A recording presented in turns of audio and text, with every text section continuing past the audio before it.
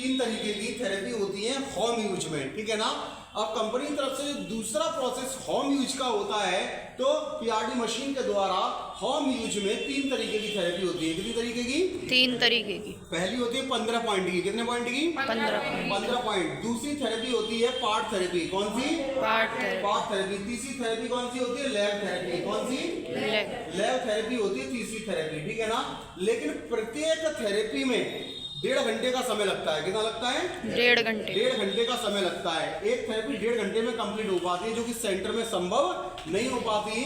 तो जिनके यहाँ पे मशीन होती है घर पे, तो वो इस तरीके की तीनों तरीके की थेरेपी का इस्तेमाल घर पे करके और अपनी बीमारी को ठीक करते हैं। सही है।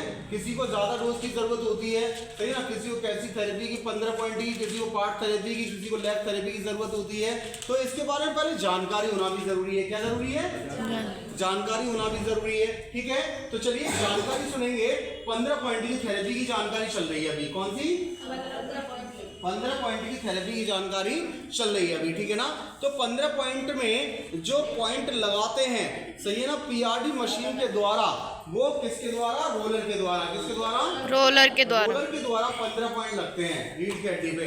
लेकिन 15 पॉइंट की थेरेपी करने से पहले हमें किस चीज की आवश्यकता होती है? रीढ़ की हड्डी की थेरेपी। किसकी? रीढ़ की हड्डी की। और वो 20 से 30 मिनट रीढ़ की हड्डी की थेरेपी होती है पहले, क्योंकि हमारी स्पाइन एनालाइज होना जरूरी है, उसमें फ्लेक्सिबिलिटी आना जरूरी है।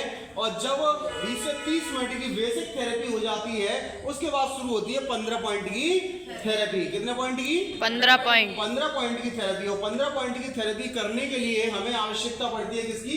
रोलर की। किसकी पड़ती है? रोलर की आवश्यकता पड़ती है।